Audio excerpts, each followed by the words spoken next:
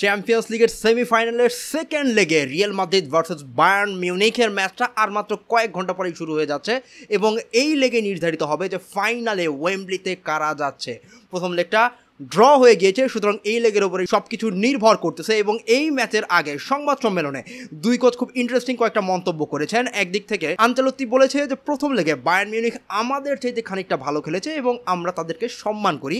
অন্যদিকে টুখেল এই ম্যাচ নিয়ে বলেছে যে ইয়েস, রিয়াল মাদ্রিদ অনেক দিন ধরেই ভালো খেলতেছে এবং যেহেতু তাদের ঘরের মাটিতে খেলা, সেই কারণে আমার নিজের কাছ থেকে মনে হচ্ছে যে 51% চান্স রিয়াল মাদ্রিদের। তার মানে মাদ্রিদকে স্বয়ং টুখেলও খানিকটা আগায় রাখতেছেন এবং না রাখার আসলে কোনোই কারণ নাই। কারণ স্ট্যাটিস্টিক্স দেখলে যেটা দেখা যায় যে বায়ার্ন মিউনিখ লাস্ট 7 বার রিয়াল মাদ্রিদের এগেইনস্টে যখন তারা নিজেদের হোম থেকে অ্যাওয়েতে মুখোমুখি হয়েছে একবারও জিততে পারে না। এবং অন্যদিকে এই সিজনে রিয়াল মাদ্রিদ তাদের ঘরের মাটিতে টোটালি আনবিটেন, কোনো ধরনের কম্পিটিশনেই তারা কোনো রকমের ম্যাচ হারে নাই, না লা লিগাতে না চ্যাম্পিয়ন্স লিগে। সুতরাং দুই টিমের ফর্মের পার্থক্য কিন্তু পরিসংখ্যান বলে দিতেছে। মাদ্রিদ ডেফিনেটলি খানিকটা আমার কাছে আগায়, বাট তার মানে এই না যে বায়ার্ন মিউনিখকে আমি কোনোই চান্স দিব না।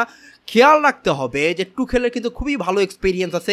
এর আগে চেলসির মতন টিম নিয়ে এসে, সেই চেলসিতে যখন অ্যালোনসোর মতন প্লেয়ার খেলতো এবং খুব নামি দামি প্লেয়ার কিন্তু তখন হাতে ছিল না, তাদেরকে নিয়ে এসে এই বার্নাবুতে কিন্তু এক সময় আগায়ও গেছিল মাদ্রিদের এগেইনস্টে। শেষ পর্যন্ত যদিও ম্যাচটা জিততে পারে না, কিন্তু সেই ম্যাচ যারা দেখেছে তারা অবশ্যই স্বীকার করবে যে ওই পার্টিকুলার ম্যাচে দল হিসেবে চেলসির যতখানি ক্রেডিট ছিল তার চাইতে অনেক বেশি ক্রেডিট অবশ্যই দিতে হবে টুখেলকে ট্যাকটিশিয়ান হিসেবে। বিকজ টুখেলের এই ওয়ান অফ ম্যাচ যেগুলো, এইসব ডু অর ডাই ম্যাচে টুখেলের পারফরমেন্স এবং ট্যাকটিক্স খুবই ভালো কাজে দেয়।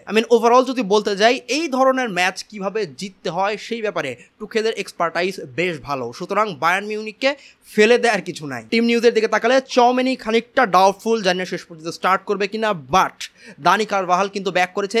তো সেই কারণে আমরা মনে হয় যে লাস্ট ম্যাচে যেভাবে পেনাল্টি কনসিড করেছে লুকাস ভাস্কেজের ট্যাকেলের কারণে, সেই জিনিসটা এই ম্যাচে আমরা দেখতে পাবো না। সেই জায়গাতে হয়তোবা দানি কারভাহাল স্টার্ট করবে। এবং সপ্তাহের শুরুতেই কিন্তু প্রেস কনফারেন্সে এটাও ক্লিয়ার করে দিয়েছিল, যদিও থিবো কোর্তোয়া ফিরে এসছে, কিন্তু লুনিন যেভাবে পারফর্ম করতেছে এই কারণে লুনিনকেই এই ম্যাচে দেখা যাবে। সুতরাং গোল পোস্টে থিবো কোর্তোয়াকে এই ম্যাচে দেখা যাচ্ছে না। অন্যদিকে বায়ার্নের কথা বলতে গেলে ইনজুরি নিয়েও তারা বেশ খানিকটা প্রবলেমের মধ্যেই রয়েছে। এরিক ডায়ারকে সপ্তাহের মাঝখানের ম্যাচে কিন্তু হেড ইনজুরির কারণে তুলে নেওয়া লাগছে এবং সে ব্যাক করবে কি করবে না শিওর না, বাট রাফায়েল গুয়েরিরো তার ইনজুরিটা কিন্তু আরেকটু সিরিয়াস মনে হয়েছে। সুতরাং তারও স্টার্ট করার সম্ভাবনা খানিকটা কম। এবং দুই টিমের কথা যদি বলি, অবশ্যই রিয়াল মাদ্রিদ অনেক বেশি ডিপেন্ড করবে ভিনিসিয়াসের দুর্দান্ত রানের ওপরে।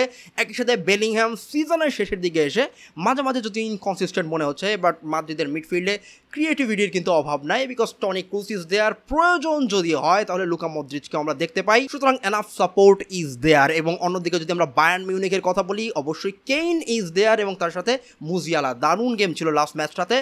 একই সাথে এই ম্যাচে হয়তো বা শুরু থেকে আমরা গ্যানাব্রিকেও দেখতে পারি। অ্যাটলিস্ট প্রথম লেগটা দেখলে আমরা এইটুকু বুঝবো যে রিয়াল মাদ্রিদের ডিফেন্সে বা রিয়াল মাদ্রিদের ডিবক্সের মাঝখানে বল পায়ে রেখে টেরোরাইজ করে রাখার মতন ক্যাপাবিলিটি বায়ার্নের আছে।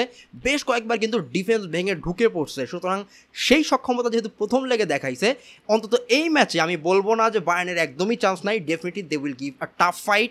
শেষ পর্যন্ত ম্যাচে ইয়েস মাদ্রিদ স্ট্যাটিস্টিক্যালি এবং ফর্ম বিবেচনায় খানিকটা আগানো, কিন্তু ম্যাচ কিন্তু জমজমাট হবে। দেখা যাক শেষ পর্যন্ত কে যেতে। আপনার প্রেডিকশন যদি থাকে তাহলে অবশ্যই সেটা জানিয়ে যেতে পারেন। দেখা হবে ম্যাচ শেষে।